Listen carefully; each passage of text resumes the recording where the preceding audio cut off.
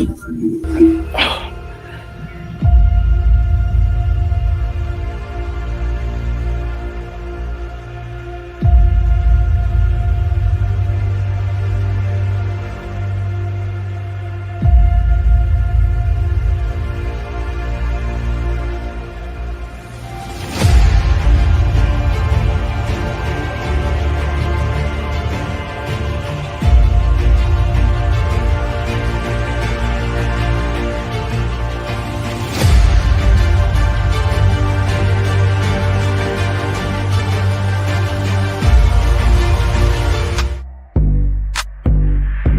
the Mack Truck Sports Podcast, we dive deep, talking ball games from NFL to the NBA League, athletes, talking coaches, strategizing. Every episode, we bring you the latest.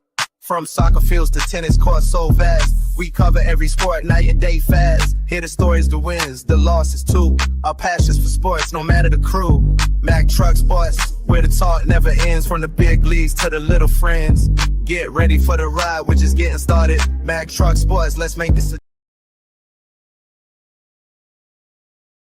Good afternoon. Welcome in. You are listening, watching, viewing another edition of the almost coveted show, the Mack Truck Podcast, the Mack Truck Show, presented to you by TikTok Live. Shout out TikTok, shout out Facebook, and StreamYard Live as well.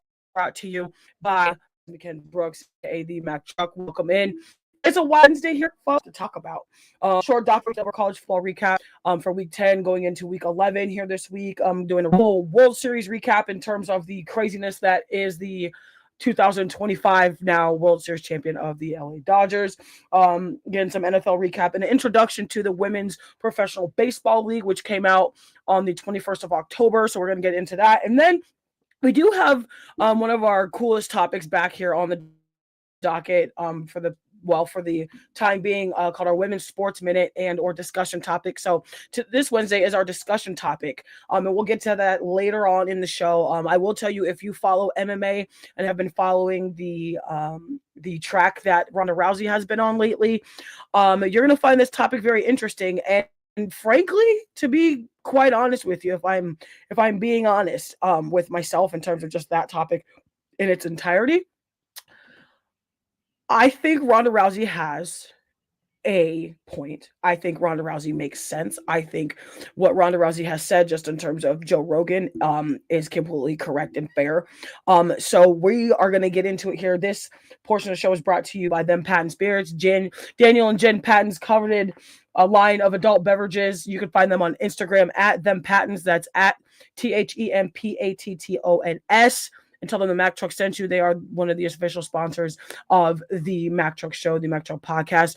Also, huge shout out to our business partner and our best friend in Evan Thunder Bradfield and In My Bag Apparel and Customs. Make sure you're getting all your apparel and customs, whether Mack Truck, whether In My Bag, or any other artist, to your clothing repertoire. Tell them the Mack Truck sent you. You can order your Mack Truck merchandise through me or through the Whatnot app, BigCartel.com, Instagram, or just by simply shooting Evan a quick message to say, hey, I want to buy stuff. Because again, if you didn't know about it, you wouldn't know about it if it were for me, or unless you already knew about the product. Now, getting into sports. Now, listen, like I said, it's Wild Wednesday here. We try to keep it a little spicy here on the show. We're just, again, getting back into a space where we can, get back to the airwaves and, have our conversations and do our sports and such and whatnot. And I'm kind of mad at myself, frankly, just in terms of this topic, that I didn't know that this was a thing until, when it came out. I saw some hankerings of it in terms of in terms of it possibly being a thing. But there is now a newly vamped, I should say, professional women's baseball league, literally called the Women's Professional Baseball League. And it was announced on the 21st of October. So just about 2.5 weeks ago, towards the end of October here in 2025. Like I said, the inaugural season will be in 2026. When the league itself was announced, it was announced with behind the idea, obviously, of the ever favorite American history in terms of sports movies called A League of Their Own. Obviously, if you guys have never seen or heard of that movie, I highly suggest you do so. It literally is one of the staples as to why women play sports so heavily in 2025, and especially now baseball being a thing. There's it was slated to be 6 teams. Currently, there's 4. Those 4 teams are in LA, Boston, New York, and San Francisco, I believe. There are some other teams, cities and teams coming out with possibilities as well. So we'll stay tuned with that.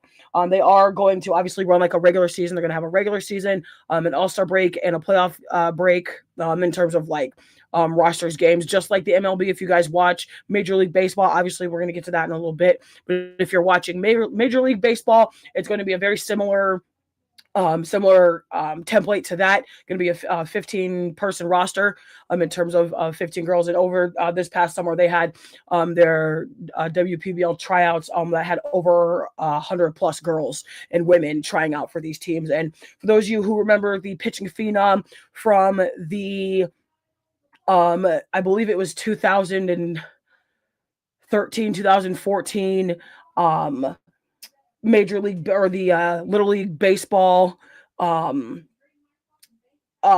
Series, and Monet Davis. Monet Davis tried out for the team.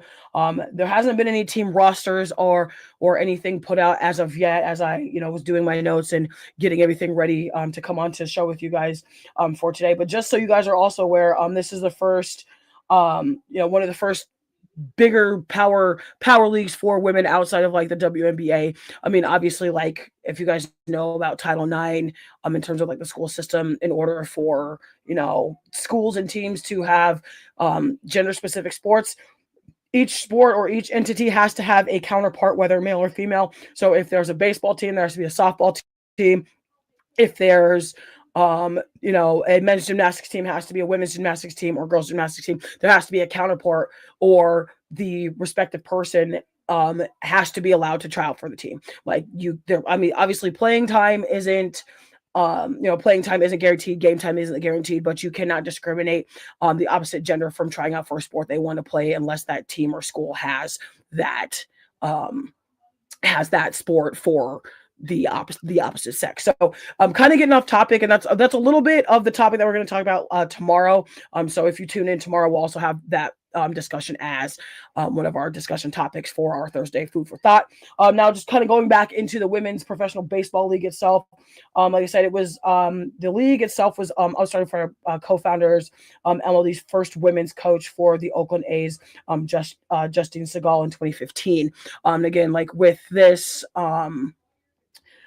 league coming out, it was obviously inspired by the movie. It was obviously inspired by the pure fact that girls and women don't just play softball. Girls and women also play baseball. In fact, if you guys tuned in to any of our shows in the springtime, you'll remember I talked about a young lady who got her first D1 collegiate baseball start at, I believe, Brown University as a lefty batter, and got on base a couple times. There's also been, just in terms of, female athletes playing male dominated sports.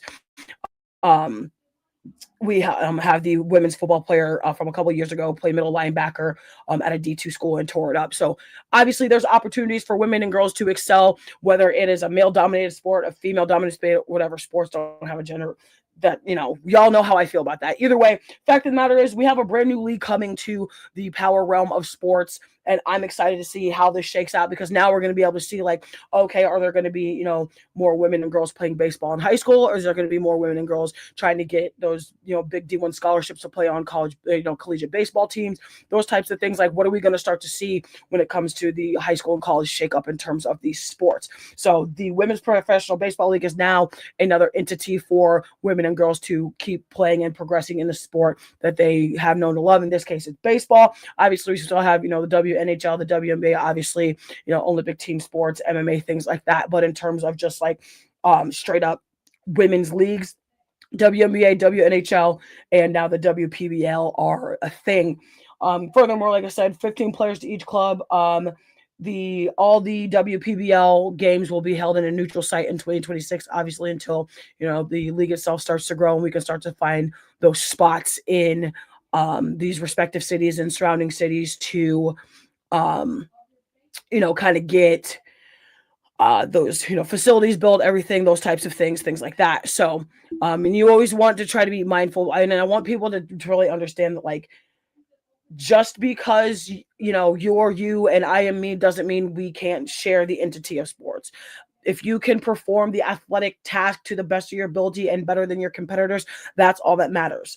I am such a huge advocate for sports not having a gender. I think I could say it till I'm blue in the face, frankly. But that's another topic. Like I said, we'll get into that more or less tomorrow. Like I said, the start of the WPBL in terms of where the games, in terms of that neutral site, is going to be later announced, probably early 2026, because we're not quite sure if it's going to run it, obviously, like in between spring training for MLB, or if it's going to end up being kind of like the WNBA, where it's in that spring, that mid-spring to late summer, fall area. So there's a lot of stuff to look forward to in terms of that inception. Like I said, it'll be also the first women's league since the All-American Girls Baseball League. Obviously, like I said, kind of immortalized and kind of immobilized through that movie, A League of Their Own. So I'm excited to see this take off. I think it's a great idea. I'm trying to figure out why this wasn't an idea before, but obviously because you have to have some kind of traction with it. You have to be able to find enough athletes. It's obviously a whole process to try to start a league in that type of respect. So I'm here for it. You're here for it. If you're not, I don't know what you're watching my show for, because we talk sports and we're realistic about sports. I'm also a female, and I love this for me. I love this for you. And if you're watching through the hallway here on the TikTok, or on our stream in terms of Discord, YouTube, all the things, drop a comment, like, share, subscribe, all the things. Okay. I appreciate all of you. Now, the one thing I will say about this league itself is, why was it so under the radar in terms of like coming to fruition? That's what I want to know. And maybe that's just a mistake on my part in terms of like not really understanding like how this has just been missed completely in terms of like being talked about across the sports world. But obviously, because it's a brand new thing, there's not going to be a lot to talk about when it comes to that type of thing. There's not going to be a lot, and it's totally fine. But what we will end up seeing is, obviously, as as they start to find some of these collegiate athletes, some of these high school athletes, that type of thing, to express interest in the complete fact that they want to play baseball and not, I don't want to play softball, I'm a baseball player. I want to play on the women's league. I want to play on the men's collegiate team.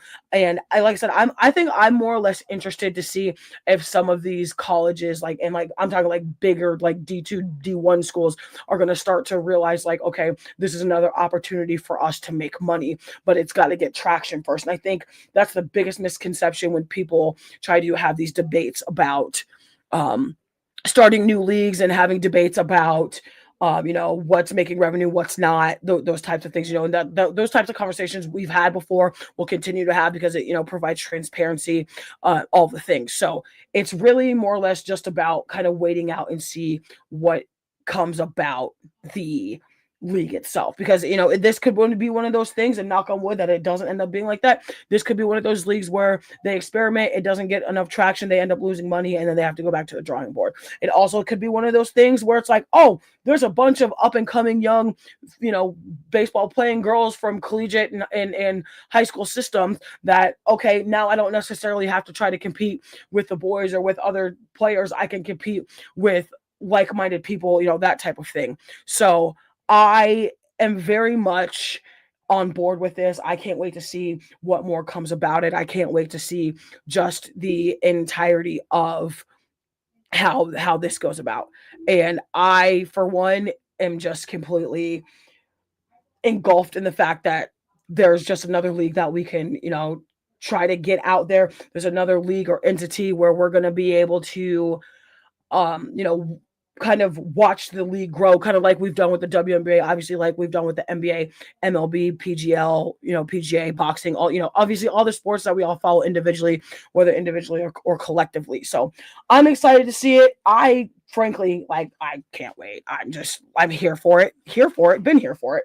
Either way, we're moving on into the next topic. This portion of the show is brought to you by, again, none other than Evan Thunder Bradfield and In My Bag Apparel. You can find him at bigcartel.com, the Whatnot app, or the TikTok shop. You can also buy Mack Truck merch and In My Bag apparel merch through the TikTok shop as well. Make sure you're hitting Evan up. Make sure you're leaving a good review. Again, like, share, follow, and subscribe. Also, to him and his brother's coveted podcast, the Recognized Game podcast with the Thunder Boys, Evan, Thunder Bradfield, and Caleb, Money Man, CB the Bully, Bradfield himself. You can check that out also on the Tired Sports Network as well. Listen, folks, collegiate football this week was crazy. Okay, let me just tell you this right now. Iowa won. Okay, they were on a bye week and they won the bye week. Don't argue. Argue with your mama, not me. Okay, listen. Either way, college football was nuts this week.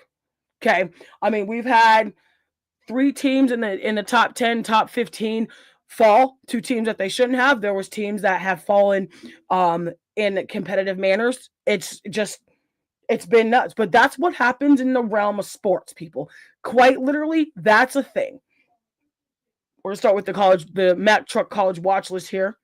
Again, if you're just joining us, whether you're on these streams over here or these streams on the TikTok, thank you for joining me. Like I said, my name is Mackenzie Brooks. This is the Mack Truck Podcast, the Mack Truck Show, presented to you by none other than the Tired Sports Network and you, the fans, the spectators. You love it. I love it. Moving on. Like I said, start out with the University of Iowa. They won the bye week. Okay, they are 6-2, getting completely refreshed and reloaded and ready to go to take on a very hungry and very kind of on the fence Oregon football team. Oregon comes in to this game at number 9 on the college football playoff brackets. Iowa finally getting some respect, finally, after being ranked the first week and then not being ranked at all the entire rest of the season on the AP poll. And then last night they did the first round of the college football playoff bracket rankings, and Iowa is number 20. And I couldn't be happier. Yes, I know it's just a number, and I know, it's just a ranking, but if you understand the way college football works, and especially with the 12-team bracket when it comes to college football playoffs, that means we are right there. Number 20 is a good spot to be because you don't have a lot of pressure to try and win out all your games, but you're in the mix. It's better. The more wins you have, obviously, the better. The big test for Iowa this weekend in Kinnick Stadium at 2:30 in the afternoon, Central Standard Time. The Oregon Ducks come to Kinnick Stadium. If anybody has ever been to Kinnick Stadium in its entirety, the daytime, midnight, nighttime, I don't give a damn. Kinnick Stadium is a hard place to play in. Quite literally, Kinnick Stadium is a hard place to play in, and the Oregon Ducks are going to find that out. Now, obviously, being as biased as I am, I'm taking Iowa by 3 points and 3 points only because I know what Iowa does or what their criteria and history has been going into big, giant games. On the flip side of that, the Oregon Ducks have been a program since they started in the Big Ten. They have been a program to just grow and grow and grow with the people they have already in their staff on their team as far as like moving up through the ranks. The only thing that's going to screw Iowa is if their offense doesn't keep matching the defense. The offensive defense for the past 2 seasons with Tim Lester as the Iowa offensive coordinator is finally matching. It's finally matching, and it's scary and disgusting and great all at the same time because we're used to seeing seasons for Iowa where the slogan literally was punting is winning. Like, this will literally be one of the best seasons comparatively to that. If anybody remembers the Iowa seasons of football where everything was like, punting is winning. We had Torrey Taylor, we had, Nate Stanley, we had, Hawk, George Kittle before, Sam Laporta, Nico Ragaini. I mean, I could keep going. Like, we've had good teams and offensive systems that haven't matched. And dare I say, the Iowa Hawkeyes have they have a triple option offense. Like, it's ridiculous in kind of the best way possible. Now, moving on, like I said, Iowa is 6-2. Again, they play Oregon on this coming Saturday at 2:30 Central Time, 3:30 Eastern Time, for those of you in different time zones. The Iowa State Cyclones, who obviously I'm going to giggle a little bit because, Iowa, everybody knows, if you know sports, if you know rivalries, Iowa and Iowa State are in-state rivals. Iowa will always be the older sibling. I don't give a damn who you are. But the Iowa State Cyclones have the Iowa Hawkeyes number the past 2 seasons. Currently, they don't, though. They're 5-4. They lost to Arizona State at Jack Trice terribly. Rocco Beck did not play a good game. He also went on record to say that I just sucked. I didn't have a good game. I have to learn to be better. They're 5-4. They have to win a sixth game to get to bowl contention. I think they can do it. It's been a rough season. I mean, you lose 3 of your star receivers, like Xavier Hutchinson, Jalen Nolan, Jaden Higgins to the NFL. You're losing some of your offensive line due to injuries. You got some defensive people trying to fill in from the bench. So it's a lot of ups and downs over Iowa State. But Iowa State did have their first 10-win season last season under Coach Matt Campbell, who I frankly think is one of the best college football coaches to touch a field or AstroTurf. Don't argue with me. Argue with your mama. You're not going to change my mind. I've played football for a long time. I've watched a lot of football. You're not going to win that debate with me personally. Either way, and like I said, Iowa State's 5-4. They lost to Arizona State at Jack Trice Stadium, 24-19. They are at TCU this coming Saturday, 3:30 Eastern Standard Time on Fox. And the TCU Horned Frogs are a 6.5-point favorite, which is very, very understandable. All of the things. Moving on, the Colorado Buffaloes also not having a great season. They are 3-6. They lost to Arizona 52-17. They are at West Virginia on the 8th at 12 noon. And HBO Max, West Virginia is also a 6.5-point favorite for that game. If you are an individual who likes to bet, I used to gamble on football, but I also thought it was a little unsavory because I was still playing. Either way, moving on, Georgia Tech. This is where we're going to stop for a second. Anybody that has watched college football this year in its entirety should have been paying attention to the Georgia Tech Yellow Jackets. Okay. Up until this past weekend, they were undefeated. Came into this last game at number 7 rather, on the AP Top 25 poll. They are now number 8. They are 8-1. They went to NC State and lost 36-48 in a battle, mind you. They lost in a battle. It was a good game. Haynes King threw for just over 250 yards. Jamal Haynes also ran for just about $150 in yards in terms of yards after catch, completions, things like that. I think Haynes King is still, last time I checked, he was still in at least the top 8 for Heisman consideration, if not even a little bit higher. Georgia Tech has a bye week, thankfully. They're going to get a chance to kind of go back to the drawing board and figure out how they're going to be able to, finish this tremendous season they're having under Coach Brent Key. I love me some Coach Brent Key. That dude knows how to coach football. And he's so animated. He's a lot like the Nick Sabans. He's a lot like Ed Ogerons. He's a lot like the Urban Meyers, Michigan State, Michigan, those types of years of football. Dan Mullen to an extent. So I think what Brent Key and the Georgia Tech Yellow Jackets have is really great. I think they're going to be able to prevail. I think they're even going to be able to propel themselves into a top 5 spot here real soon. Like I said, they have a bye week this week. Then I believe it's the battle for Athens. I believe it's the battle for Georgia itself, Georgia Tech versus University of Georgia. I can't wait to watch that game. We don't do anything Georgia Bulldogs over here. Okay. My family's from Georgia. Listen, I can't. Obviously I went to Iowa, okay, born, raised, grew up there, family, Southern roots. I can't do it. Nothing went with Georgia Bulldog, nothing. I don't want to hear no sick'em. I don't want to hear no barking. I don't want to hear none of that, okay? This is Stingham country over here. I'm taking Georgia Tech by 10. Georgia has looked pretty good all season, as they always do. Georgia is always a powerhouse football team in the group of 4 in terms of ACC, SEC, Big 10, and Big 12 conference football. Obviously, one of the more respected teams in college football. They have a couple of recent championships behind their belt under Coach Kirby Smart. However, I'm still taking Georgia Tech, and I'm pretty sure this game is at Georgia Tech, and if it is, I'm going to end up taking them by 6 points instead. It's kind of like playing in Kinnick Stadium. It's a dark hole, and I really hope that's a night game, just so it's more intensified. And a lot of these in-state rivalry games are happening between the next 10 weeks of 10, 11, 12, 13, and 14. Those people who played in week 0, obviously have had their 2 bye weeks, that type of thing. So it's gonna get ugly, and I can't wait to watch, frankly. I can't wait to watch. Moving on, the Vanderbilt Commodores are another team who lost this weekend at Texas. Texas is now 7-2. Vandy is now number 15 on the AP Top 25 poll.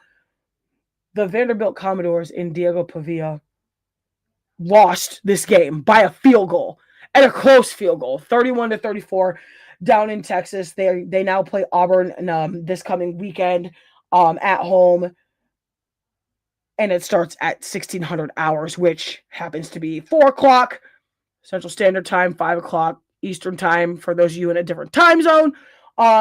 Frankly, and I'm just gonna kind of go out and say it.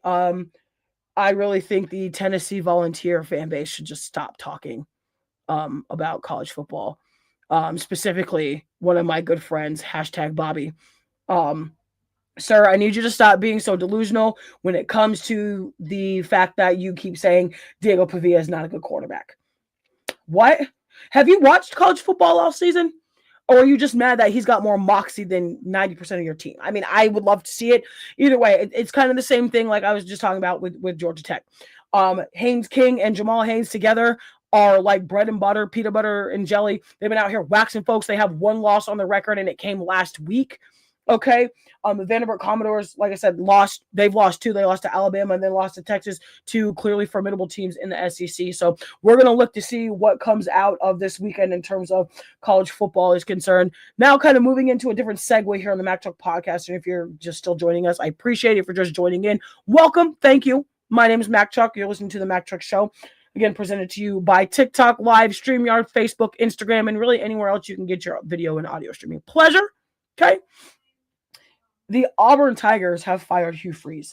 And again, for those of you who are either have teams in the SEC or have just followed the coaching carousel or what have you in terms of the current trend that is college football coaches getting fired and dumped in the middle of the season due to lack thereof, foot traffic, wins, things like that. Hugh Freeze was 6-6 in the SEC as a whole, mind you. 6 wins and 16 losses in the SEC as almost three full seasons as the Auburn Tigers head coach.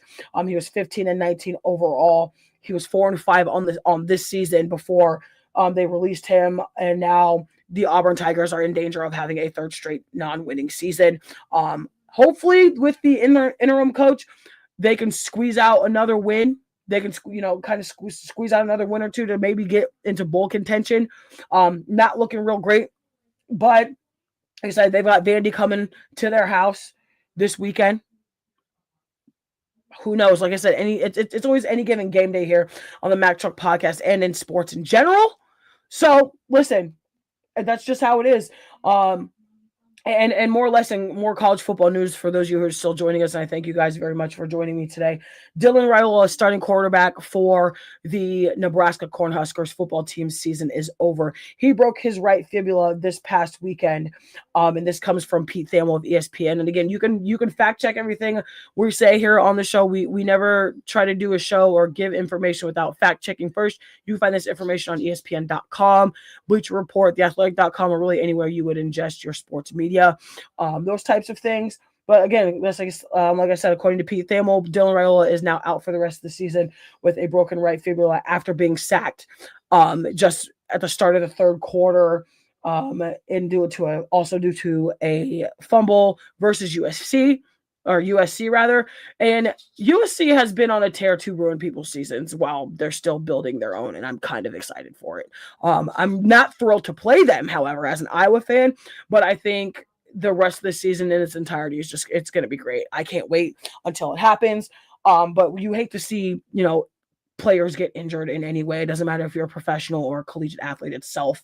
The realm of injury in sports these days is just it happens too much. I mean, you can do everything you can do to prevent it. Sometimes it's just the way you get tackled. Sometimes it's the way you go, run and throw a dump. Sometimes it's just the way you get, socked in the face if you are a pugilistic athlete, boxing, MMA, taekwondo, martial arts, that type of thing. So you never want to laugh at anybody's injuries. And if I come on to one of these damn groups again, whether in my own group, whether on here, whatever that looks like, and y'all are laughing at people getting injured playing sports, I hope you step on a bunch of Legos and stub your toe under the couch, because why are you laughing at people that are getting injured? First of all, if you are one of those individuals who enjoys people's pain physically, you're disgusting and demented, and I hope your toast is burnt. Because why? First of all, if you were in that position, if you even had a sliver of a chance to be in a position like that, you wouldn't want people laughing at you, especially knowing how hard it is to get into a professional setting or a professional look when it comes to sports. And that even goes for collegiate too, because now with the NIL and all the things, these college players are taking their craft and their sport and their recovery and their studies more seriously because teams are paying them to play, to play football, because it's not just the 2025. This is not just where we can come in and get on scholarship to play sports. Like, I'm missing out on, paying my bills. I'm missing out on, classes. I'm missing out on, things that normal college students have. So as a collegiate athlete, I should also be able to make money rather than having to take time away from my studies or take time away from me, honing my craft to go find a part-time job so I could pay a phone bill or pay my car note or whatever that looks like. So those of you people who are out here laughing at injured players, suck it. Go find a life way down the street. Go over there somewhere. Go be yourself by yourself. Can't stand it. Either way, like I said, USC beat Nebraska 21-17. The Huskers are now 6-3 overall, 3-3 in the Big Ten. And they come to Iowa in about 3-ish weeks. Actually, Iowa goes there. I lied. It's going to be interesting. I wanted to see Nebraska at its full strength. Unfortunately, that's not going to happen with Dylan Raiola being out again with that broken right fibula just at the start of the third quarter in this past weekend's game. Dylan Raiola so far, really up until he got injured, had just about 2,000 yards, 18 touchdowns, 6 interceptions, had a 66.4 QB rating, which is 50th overall, which is interesting to me because Nebraska has been pretty much ranked in the AP top 25 in terms of that, off and on all season up until the college playoff rankings last night. But obviously with that injury to Dylan Raiola and their loss, it doesn't exactly make their resume look good. But we've seen stranger things happen in college football. And I mean, if you follow it, you watch it, you breathe it, you know, we've had all kinds of crazy things happen. Either way, 1,171 yards, completion versus conference opponents for Dylan Raiola, 10 touchdowns versus conference opponents for Dylan Raiola of the Nebraska Cornhuskers, had a 69.9% completion versus conference opponents, which in other words had just about 70% completion ratings against teams in the Big Ten, 146.6 rating in the conference against conference opponents. Again, has that little bit of the higher to mid-tier passer rating against conference opponents. Not out of this is conference opponents means anybody in the Big Ten. So Iowa, Michigan State, Michigan, Illinois, Indiana, Northwestern, anybody else really in the Big Ten, and again, Washington, Oregon, those types of things. So, and then again, Nebraska is at UCLA this weekend at 2100 hours. And I do believe that game is also on Fox. So we're still going to stick with college football here for just a little bit, and just to kind of really give kind of an outlook or kind of a stretch in terms of like what the detriment of wins means for some of these teams that are on the cusp of getting bowl games, like Iowa State. Colorado could win out, essentially get a bowl game. That the overall fact is the college football playoff is now a 12-team bracket, and obviously the top 12 teams get into the bracket. So then you still have those bottom 7-8 teams that, 11 teams, whatever it is, to be on the cusp. Iowa is one of those teams. Nebraska, if they were to get a ranking last night, they are also one of those teams. Washington is one of those teams. Notre Dame, who also made the list, I'm not quite sure I agree with. Their strength of schedule hasn't exactly been great, and their quarterback isn't exactly accurate, but he's also been on the bench for the past couple seasons. Obviously, behind Riley Leonard. You also have Jeremiah Love, who I think needs to be more considered on the Heisman watch list. That's just me. And I do see some comments here. And again, thank you guys for joining me here on the TikTok stream, TikTok live, TikTok shop. We love the TikTok shop. Get all your Mack Truck merchandise from there as well. Facebook, StreamYard, Discord, YouTube, all the things up here. I appreciate you guys for joining me. Make sure you like, follow, share, and subscribing. Leave a review, leave feedback, leave me a picture, something, just to know that you either appreciate or don't appreciate, or that you just don't really care that I'm here. Either way, I'm here for y'all, for your very mild sports comment and commentary. Okay. But like I said, kind of with the realm of college football these days, it could be 4 or 5 powerhouse teams that are doing really, really well, and doing what they're supposed to, winning out the entire rest of the season, and then they could lose to somebody that they have no business losing. For that, I'm meaning the Oregon Ducks. I think a lot of people are going to be surprised how loud it is in Kinnick Stadium. Kinnick Stadium is like playing in the Indianapolis Colts stadium. It's like playing in the Loud House. The Kinnick Stadium is literally like the Loud House 2.0. Right up there with Georgia Tech Stadium as well. So Oregon is a different team. Obviously they had Dylan Gabriel the past couple seasons as their lefty phenom up there. Obviously he's slinging the pill for the Cleveland Browns right next to Shedeur Sanders, phenom, obviously out of University of Colorado. They've also produced the likes of Bo Nix. Bo Nix had his college resurgence at Oregon. DJ Moore right now is making his case to be, the next one of the next legends or highly talented people to come out of the University of Oregon. But you still have to travel to Iowa. People don't understand how difficult it is to travel and play a sport, let alone having to travel and come to Iowa, where it's probably going to snow. I'm just going to throw that out there right now. There's snow in the forecast for most of the Midwest in general, which includes Iowa City and the generalized United States when you're in like Iowa, Minnesota, South Dakota, Nebraska, Michigan, Wisconsin, all those. And to that, Oregon, I say good luck, because these Iowa boys down here are used to the cold. They're used to having to bundle up. They're used to having to play through the cold. Not a lot of people know how to play in cold.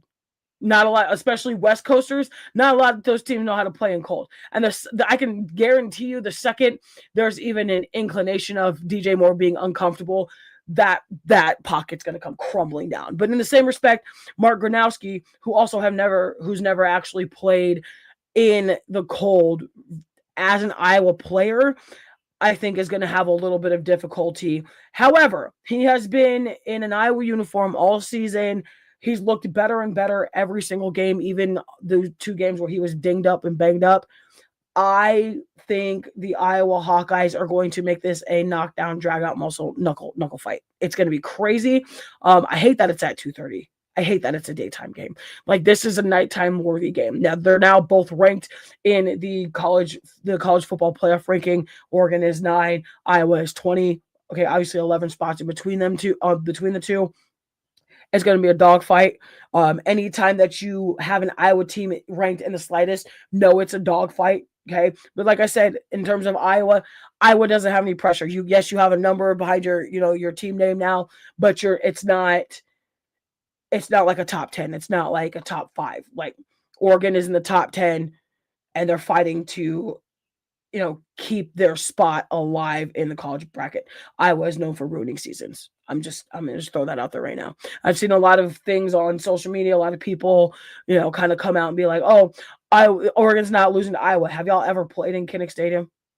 Have you played a corn-fed offensive line? Like, my starting right tackle ingests 10,000 calories before he even hits the warm-up field. He ingests just about 22,000 calories a day.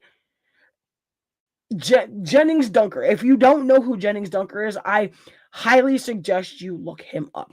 Instagram, YouTube, TikTok, wherever you get your content, go look up Jennings Dunker and tell me if you think they're ready, because the entire offensive line looks like him, minus the red hair and giant mullet, which I adore. Love it. I wish I could grow a mullet. If I was still playing football, I would probably still try to grow a mullet and be exactly like him.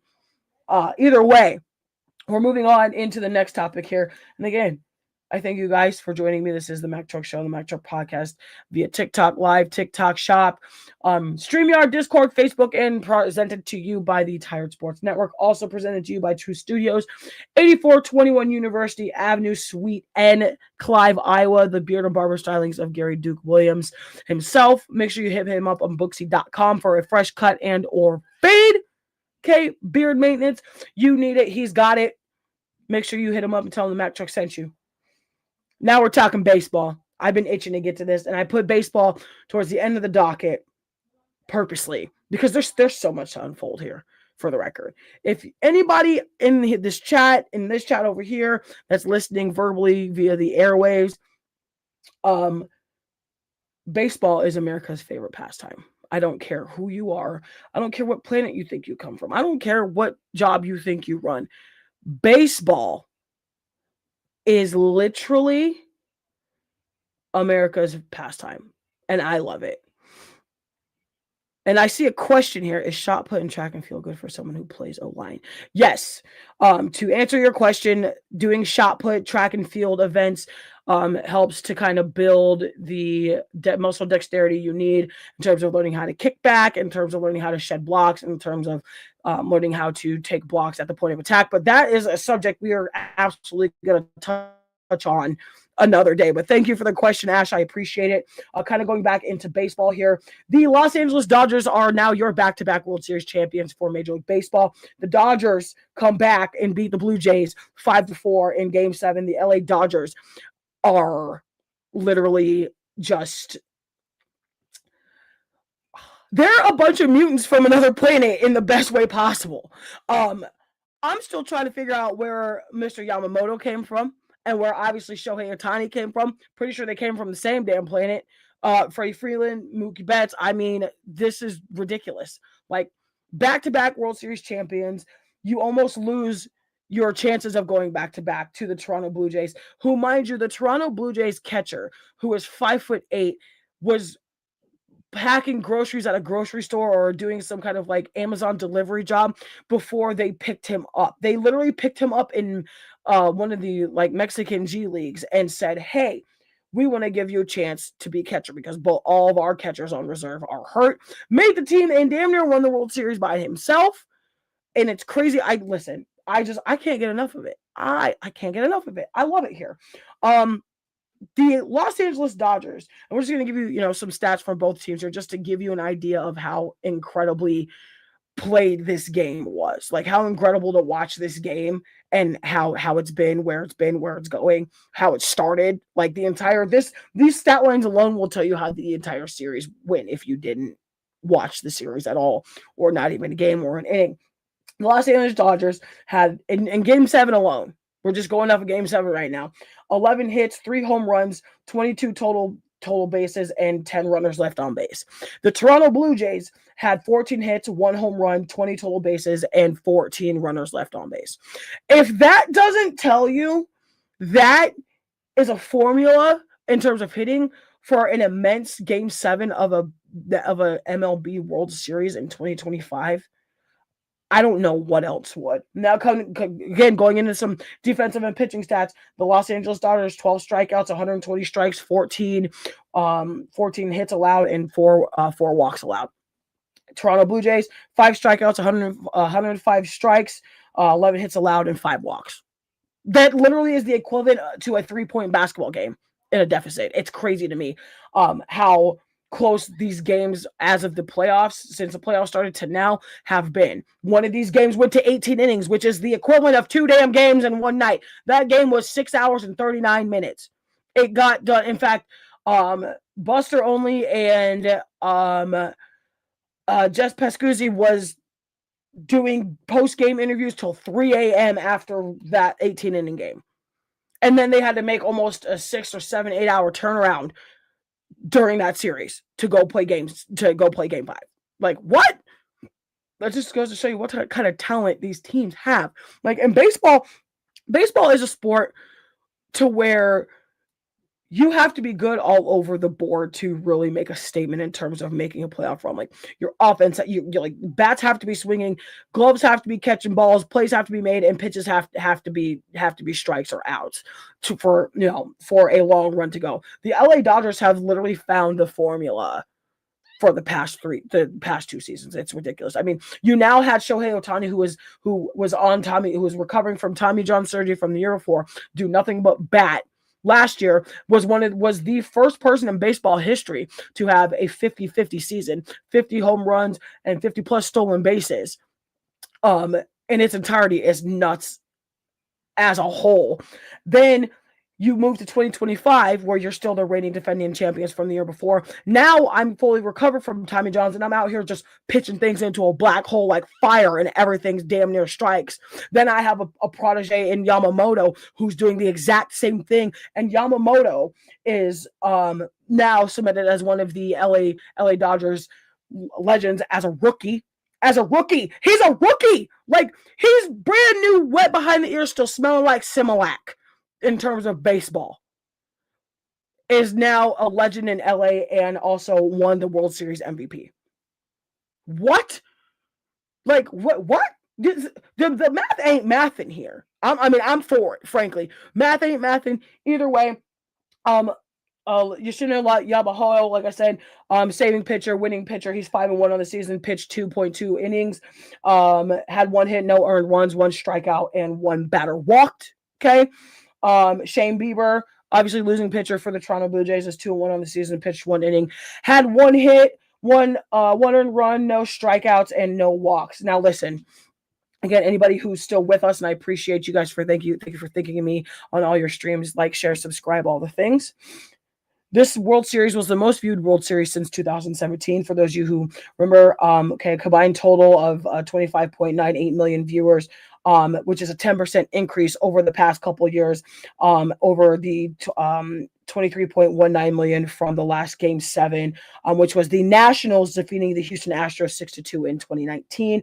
The Houston game victory over the Dodgers in 17 averaged 29.2 million viewers. And listen, when you have sports and you have good sports, it's going to be watched. It's going to be watched. I don't give a damn who you are, what you say. When sports are good, or that particular sport rather is being talked about, there's going to be views. That's just how it is. Like, it's just like watching CNN or watching PGA or whatever it is. When things are when tea is piping hot, people will watch. When the tea is piping hot, people are going to engage and join it. And that's sports. That's life. You love it. I love it. If you don't, what are you interested in sports for? That's my generalized motto. And again, I appreciate you guys for joining me here today on the Mack Truck Show. This is brought to you by the Tired Sports Network, TikTok Live, TikTok Shop, as well as you, the listeners, the viewers, the spectators, the fans. I appreciate it, because without you guys and a platform, I'm just a girl talking to myself.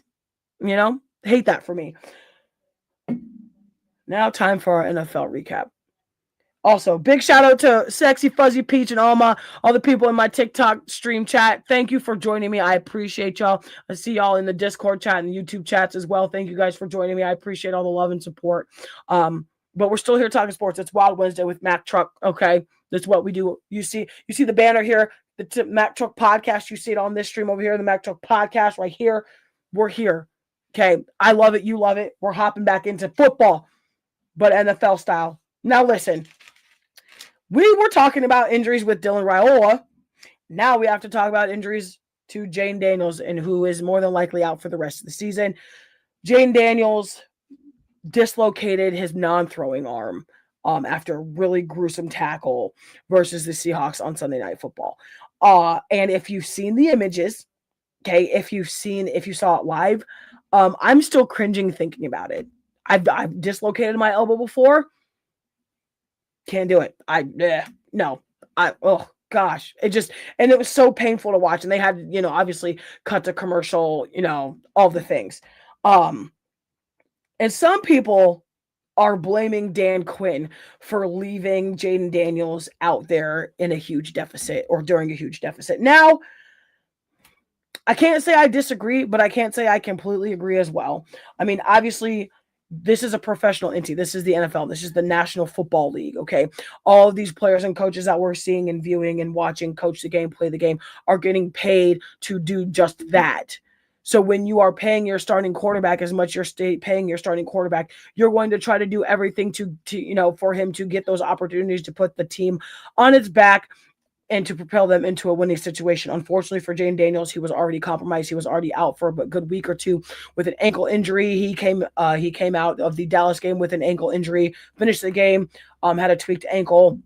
Marcus Mariota had to stop in his place. Marcus Mariota, started a couple games ago as well before they put Jane Daniels back in. Everybody's blaming Dan Quinn for not giving Marcus Mariota the snaps and kind of preserving Jane Daniels. I see it both ways.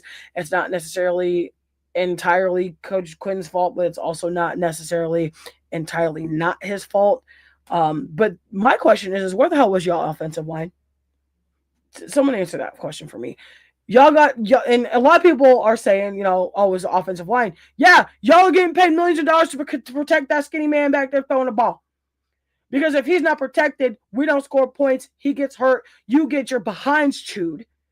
And we're having a losing season and things are falling apart from there. Okay. But unfortunately, that's not the case. Football is a team sport. Things happen across the board. Coaching decisions could have been better.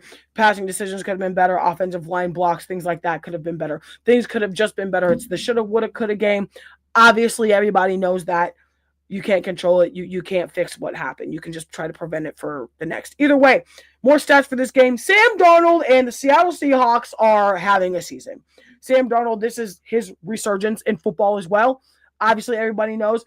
Started out with Jets. He did not look good with Jets. Went to the Vikings. Started to rebuild his resume in terms of football with the Vikings. The Vikings decided, okay, we've had enough for one season just because we drafted J.J. McCarthy, Heisman Trophy winner, or National College Football Champion out of the University of Michigan with Coach Jim Harbaugh, all the things.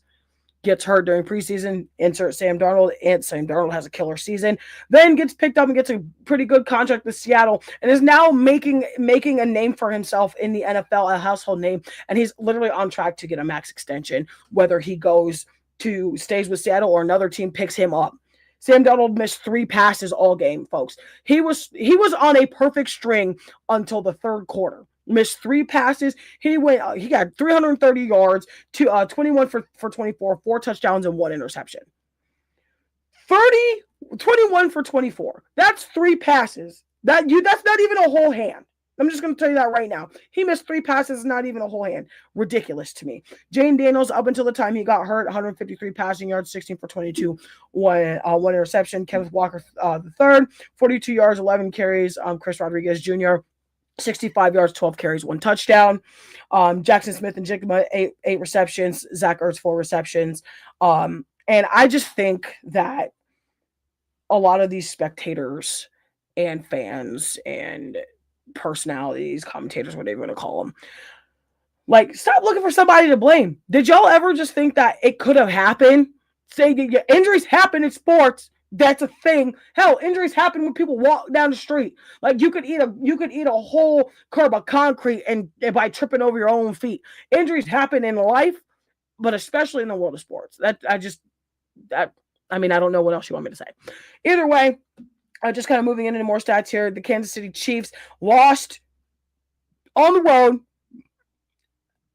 at MetLife Stadium, Highmark Stadium rather, to the Buffalo Bills. Buffalo Bills are now 6-2. Kansas City Chiefs are 5-4. Lost this one on the road by 6 points, 21-28.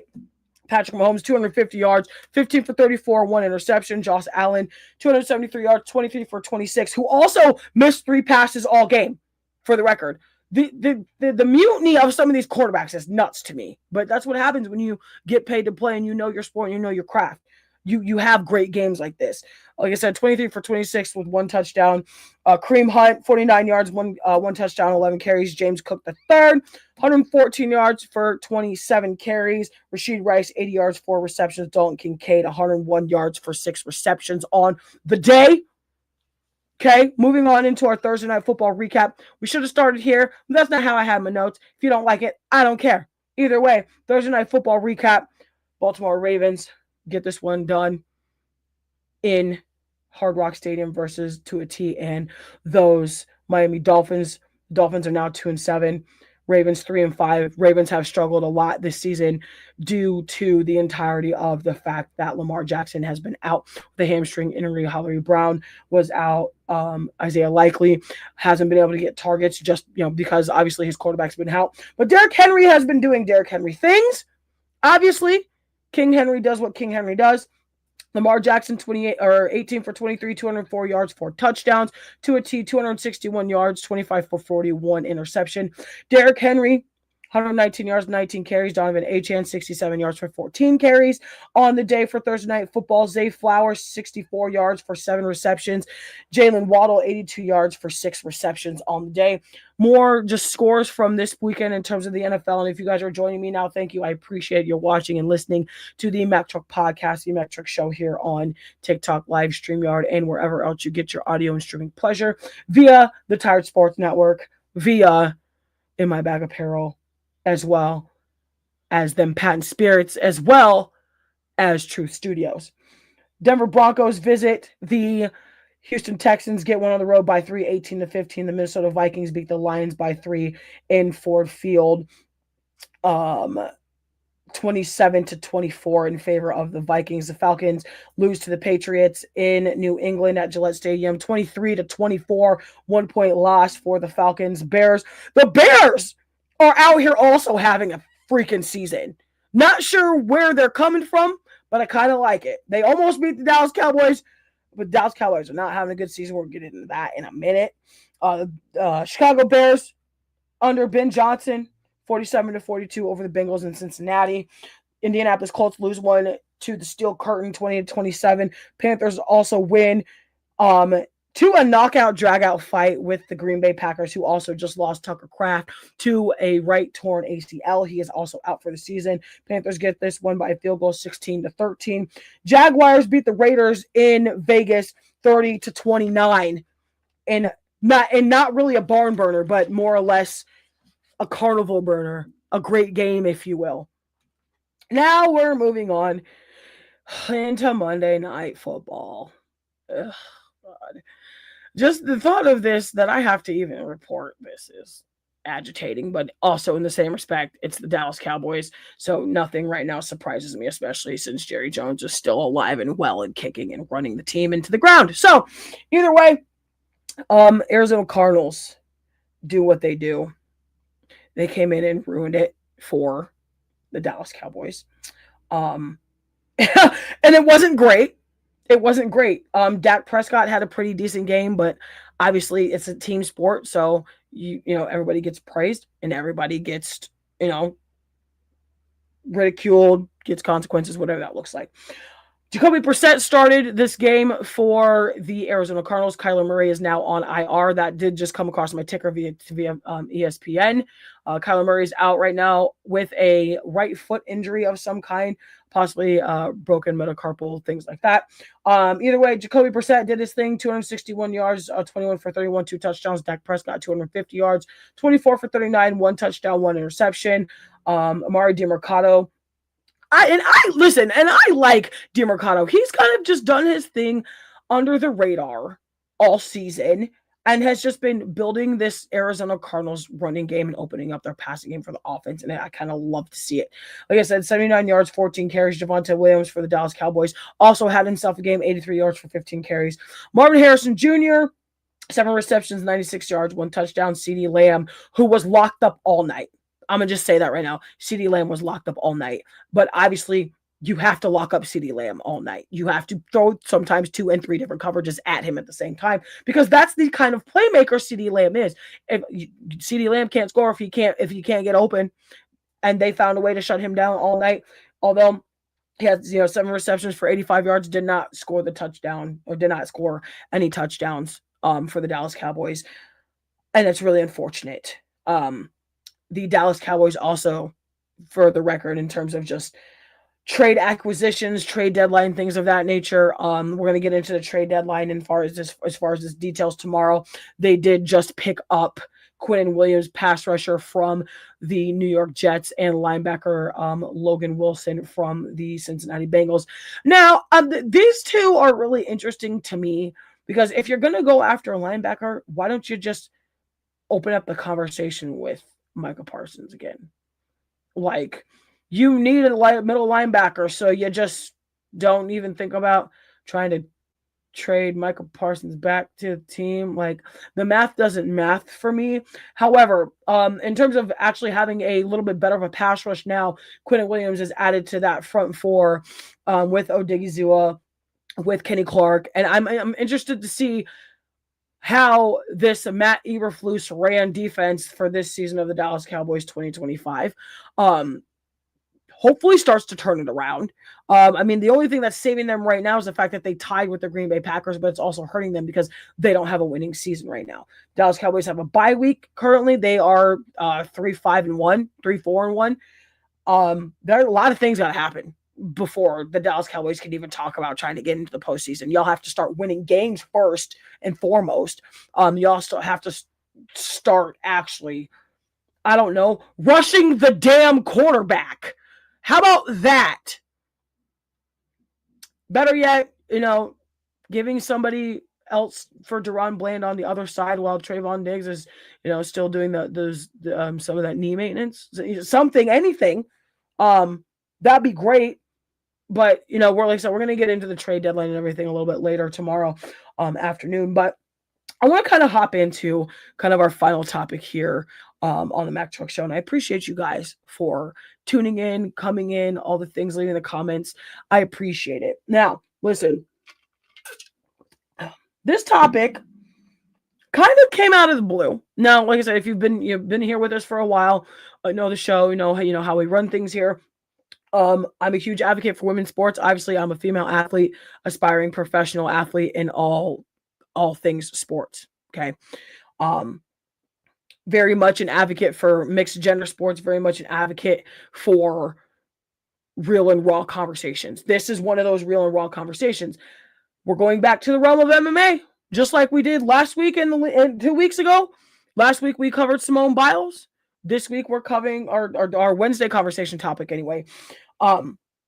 Now, anybody that knows Ronda Rousey knows how she got, her claim to fame or whatever you want to call it through the UFC, being the first female champion for the UFC and essentially paving the way for women to fight in the UFC, because if there was no Ronda Rousey going up to Dana White and basically telling him, you are going to change this, I'm going to be the first female to fight in the MMA world in terms of UFC. If it wasn't for her, we would not be having this conversation. Now, Ronda Rousey has been kind of making her way back to training and all the things in terms of MMA. There's been a lot of training videos of her working on her striking, working on her different grappling with what seems to be a new coaching staff, new team, that type of thing, or just different people from her previous staff, obviously, with the disappearance of her coach, Coach Edmond. I think the fact of the matter is Ronda Rousey still has a lot to say about the sport. She's obviously, I think it's pretty obvious now that she's trying to make a comeback to whether it's WWE or UFC MMA. Ronda Rousey stated on an interview and or podcast about 3 or 4 days ago in terms of Joe Rogan. The conversation was had that basically in a nutshell, she said Joe Rogan isn't an expert. He is a fan. He's a fan with a fan base, basically, and then said that Taekwondo was not a fight, it's a point sparring match, things like that. But essentially, basically said he wasn't an expert because he's never fought an actual sanctioned MMA fight. Now, there's so many ways that we could go about this. There's so many ways that we could just unfold this, if you will. I am on literally the fence. I'm on both sides of this. So a lot of people are saying, okay, yeah, like you need to have, if you're going to be considered an expert in a certain sport or a certain realm, it's it pays to have experience. But In what respect do you have to have experience? Like, do you have to have fought in the UFC or in a huge professionally paid promotion to be considered an expert? Do you need to have, some kind of high level amateur, collegiate status, Olympic status to be considered an expert in said sport? Or do you just need to know a lot about the sport, that type of thing? Being an athlete myself, being an aspiring professional athlete, those types of things, I see both sides. There have been, a perfect example, there have been coaches and commentators that have no high level experience at all when it comes to the realm of sport that they are, quote unquote, an expert at, that know the sport, their realm, and dissect it with zero problems, like they've stepped into the ring, stepped on a field, that type of thing. Then there are those types of players and coaches that become analysts that have actually been through it. They've been through, training camps. They've been through fight camps. They've been through injuries through fight camps. They've been through the agony of fighting, or training for the game, playing the game, all those things. So I understand, but I can't necessarily sit here and say that Joe Rogan isn't an expert, because he literally stopped being the host of he literally stopped being the host of Fear Factor to basically take on a full-time commentating role when the UFC started to take off, when Spike TV was, they came into those agreements with Zuffa and started creating the Ultimate Fighter series. Joe Rogan has literally been around since the inception of the UFC. Now, obviously, he's been around a little bit longer than Ronda Rousey, because Ronda Rousey and women's MMA didn't come until 2013, 2012. I don't think you can sit there and say either that Taekwondo is not fighting.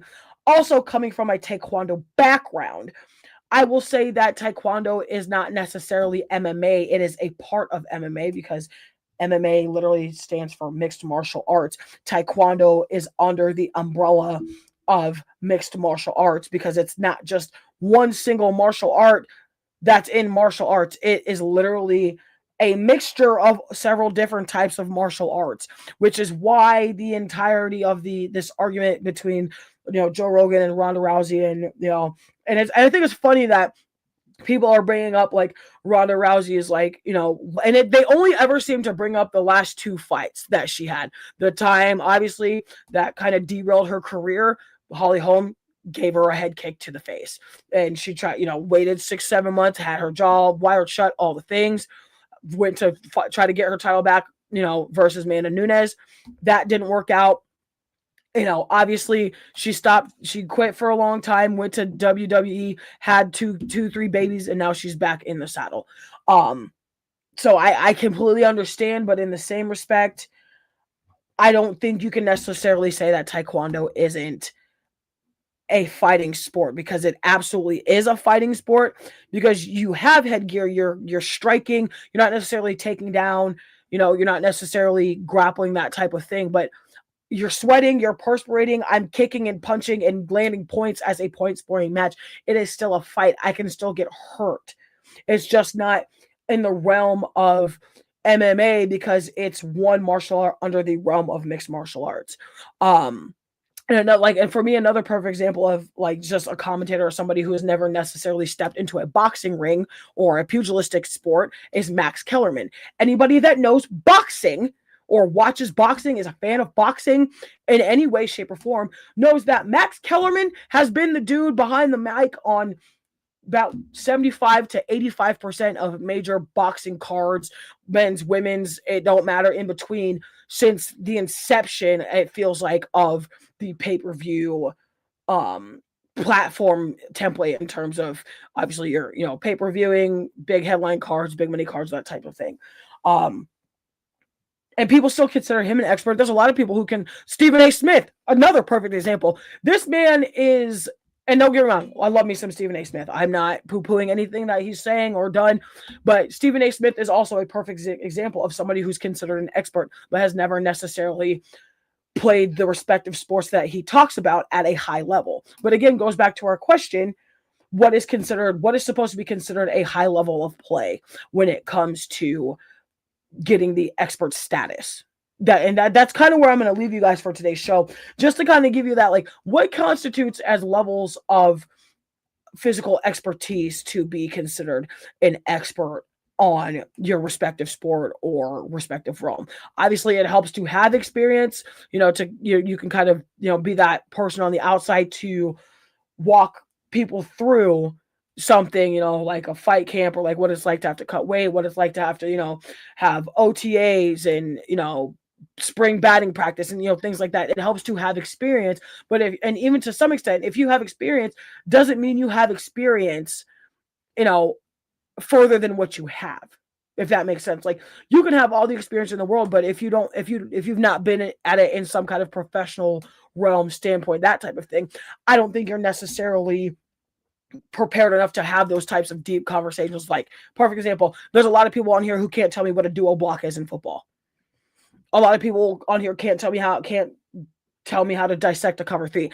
I can barely dissect a cover three, and I've played football since I was 6, played 15 years in the women's league, being coached by former NFL coaches, former NFL players. I've met a lot of NFL players. I've stood next to Marshawn Lynch. I've stood next to Alex Smith. I stood next to Brock Purdy. I could keep going, but I don't necessarily have to do that because I've physically done what they've done. And I think that's the biggest misconception is like, oh, you have to be a professional. Like, you have to be, or have had to have done it in a professional light for your expertise to matter. And I don't necessarily think that's true. I will say, in terms of just this entirety of Ronda Rousey, I think she has an absolute point, because to be considered an expert in MMA, you see a lot of Daniel Cormier, Michael Bisping, Dominic Cruz, 3 perfect examples of people that are considered experts who have done this.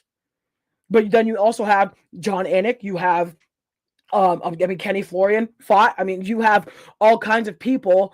Ariel Helwani, who's never really stepped into a ring professionally to have a sanctioned fight, whether it be Risen, whether it be ONE, whether it be Bellator, whether it be PFL or the UFC, never stepped a foot, but is considered an expert because of the time that he's put into it, the time that he's, allotted. So there's just a lot of moving parts, but I can't sit here and necessarily say that he's not an expert because he's been around the sport, but you haven't been around the sport in a sense of actually being an athlete in the sport. And that's where I'm going to leave you guys today. So I appreciate you joining me. We will be back either tomorrow or Friday for our second episode of the week. I'm going to go over some more NBA, some more trade deadline news with the NFL, more college football preparation in terms of week 11. I'm excited. You're excited. If you're not, I don't know what you're here watching me for, but I appreciate you coming in. Big shout out to the Tired Sports Network. Big shout out to you guys, the fans, the spectators, everything. Big shout out to the TikTok shop, TikTok Live. Also, big shout out to our sponsors, In My Bag Apparel, True Studios, and Pat and Them Spirits. My name is Mackenzie Brooks, aka the Mack Truck. I appreciate you guys for joining me in the illustrious words of Ellen DeGeneres. Be kind to one another. In the illustrious words of the great Yinza himself, Pat McAfee. Be a friend, tell friends something nice and change your life. In the illustrious words of myself and the great Prescott Kelly, stay up, stay blessed, stay tuned, and stay sporty. We'll see you on the next one.